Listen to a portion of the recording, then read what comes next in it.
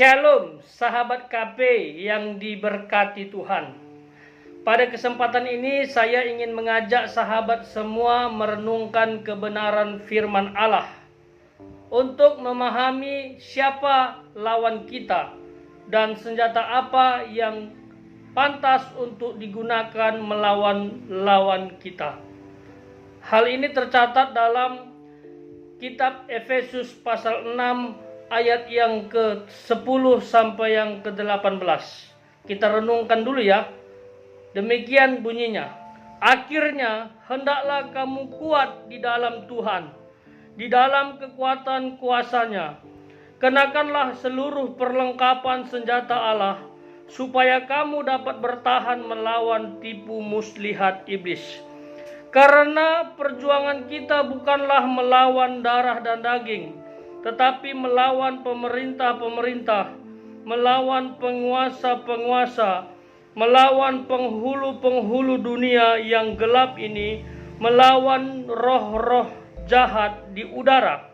Sebab itu ambillah seluruh perlengkapan senjata Allah, supaya kamu dapat mengadakan perlawanan pada hari yang jahat itu dan tetap berdiri sesudah kamu menyelesaikannya segala sesuatu. Jadi berdirilah tegap, berikat pinggangkan kebenaran, dan berbaju jirahkan keadilan. Kakimu berkasutkan kerelaan untuk memberitakan Injil damai sejahtera. Dalam segala keadaan pergunakanlah perisai iman, sebab dengan perisai itu kamu akan dapat memadamkan semua panah api dari si jahat. Dan terimalah ketopong keselamatan dan pedang roh, yaitu firman Allah.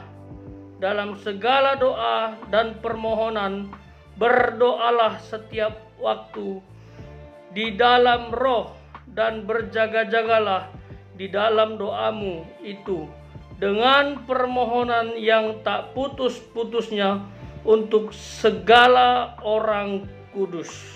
Nah, itu dia sahabat KP. Saya mengajak kita semua untuk merenungkan ayat ini, dan saya akan tanggapi secara praktis makna yang terkandung di dalam ayat ini. Kita diminta untuk menggunakan perlengkapan senjata Allah untuk melawan iblis. Nah, di sini dijelaskan lawan kita siapa, yaitu iblis. Dan iblis itu bukanlah pribadi yang main-main, bukanlah pribadi yang kasat mata, bukanlah pribadi yang bersifat fana atau fisik. Kita lihat di dalam ayat yang ke-12, karena perjuangan kita bukanlah melawan darah dan daging, tetapi melawan pemerintah-pemerintah, lalu melawan penguasa-penguasa, melawan penghulu-penghulu dunia yang gelap ini, melawan roh-roh jahat di udara. Itu lawan kita, musuh kita, ya, iblis beserta pengikutnya. Itu sebabnya kita harus mempergunakan perlengkapan senjata Allah. Ya, banyak sekali orang bingung bagaimana cara menghadapi iblis. Ya, kalau hambanya Evangelis Dotoni mengajarkan kita dengan doa. Ya, doa dengan darah Yesus, misalnya darah Yesus hancurkan kutuk, darah Yesus hancurkan mantra, darah Yesus bebaskan dari yang jahat, darah Yesus pulihkan dari yang sakit, darah Yesus bebaskan, demi nama Yesus, amin. Itu misalnya, kurang lebih. Ya, nggak apa-apa, itu bagus. Karena doa itu ada di poin yang terakhir. Kita disuruh berdoa untuk orang-orang kudus, saling mendoakan, karena lawan kita adalah pribadi yang nggak kasat mata. Lawan kita adalah pribadi yang bisa pindah sewaktu-waktu medan perangnya. Kalau dia kalah di tempat pekerjaanmu, dia akan pindah di keluargamu. Ya, kalau dia kalah di tempat keluargamu, dia akan pindah di hobimu. Pokoknya dia akan cari cara untuk menjatuhkan anak-anak Tuhan.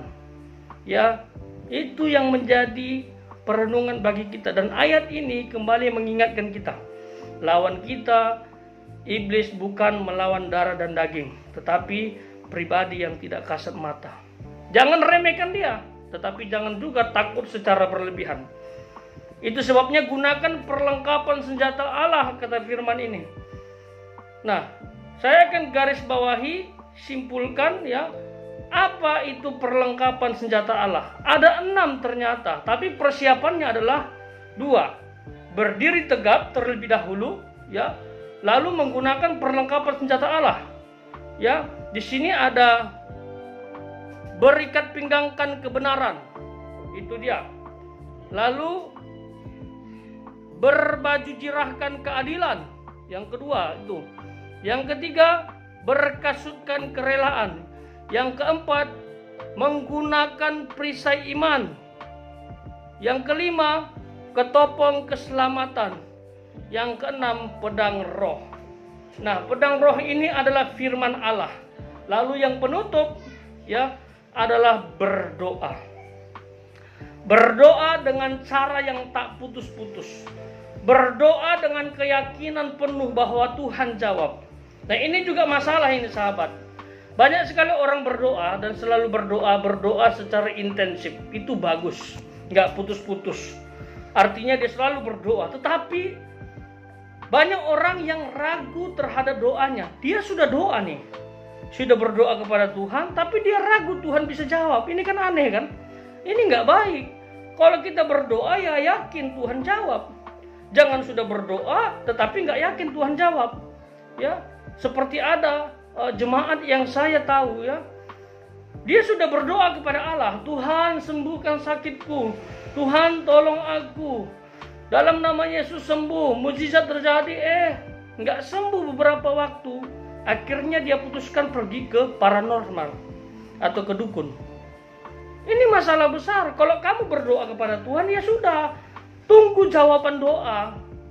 Jawaban doa itu pasti, Tuhan pasti jawab. Ada 3 jawaban doa. 1, iya.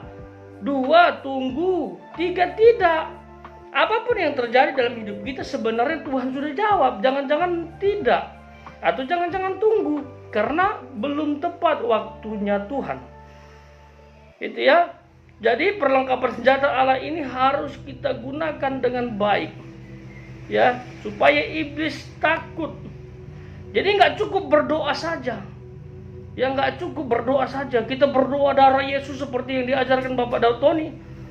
Tapi tidak beriman, tidak ada perisai iman. Makanya pernah ada pertanyaan di Pastor Michael Gunawan. Pak, ada jemaat yang bertanya.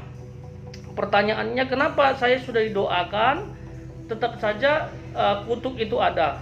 Tetap saja setan itu datang ya menghampiri saya. Padahal saya sudah berdoa dengan doa yang Bapak ajarkan.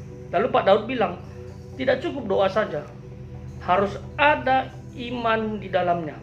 Orang yang berdoa itu harus beriman teguh. Jadi tidak cukup doa. Ingat sekali lagi, harus ada perlengkapan senjata Allah yang tercatat di dalam kitab Efesus pasal 6 ini. Ya, ada berikat pinggangan kebenaran, berbaju jirahkan keadilan, berkasutkan kerelaan untuk memberitakan Injil, ada perisai iman, ketopong keselamatan, dan pedang roh. Biarlah perenungan firman Tuhan hari ini menguatkan kita. Jangan main-main. Sekali lagi, lawan kita tidak kasat mata. Lawan kita punya strategi yang luar biasa, yang kadang-kadang bisa membuat kita terkecoh, bahkan kita tidak mengenali. Bahkan Alkitab bilang dia bisa menyamar seperti malaikat terang. Hati-hati roh yang menyamar, seolah-olah apa yang kita lakukan benar dan berkenan di hadapan Tuhan. Tidak tahunya kita sedang disesatkan oleh iblis. Jadi sekali lagi, mari lawan iblis yang tidak kasat mata dengan perlengkapan senjata Allah. Minimal dia gentar melihat anak Tuhan yang memiliki iman kuat. Ya, itu dia. Terima kasih sahabat KP, dimanapun sahabat berada. Tuhan memberkati sahabat semuanya. In Jesus name. Amin.